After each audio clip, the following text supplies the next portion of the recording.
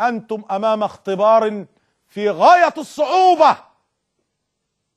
حكومة لا حول لها ولا قوة، 7 مفاوضات للصلح، مظاهرات في الشوارع،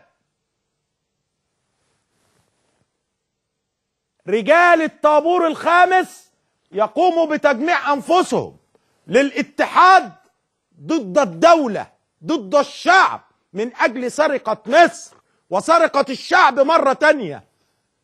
اللي بتلسع من الشوربة بينفخ في الزبادي.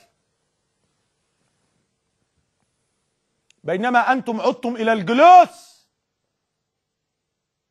وكأن الموضوع انتهى، بينما الموضوع لم ينتهي.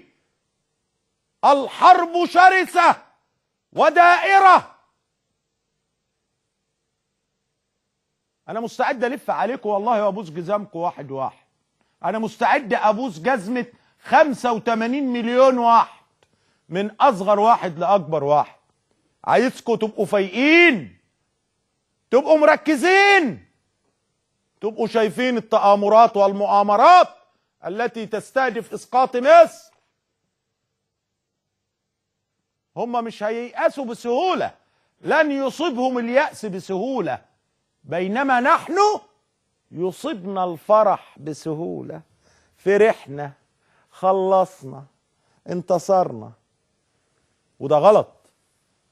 من هنا يدخل لك، من هنا يضربك، من هنا يديك الضربة القاضية، لأن الموجة الثانية من أمواج الجيل الرابع للحروب هي ضربة قاضية ستدمر أجهزة مصر بكاملها.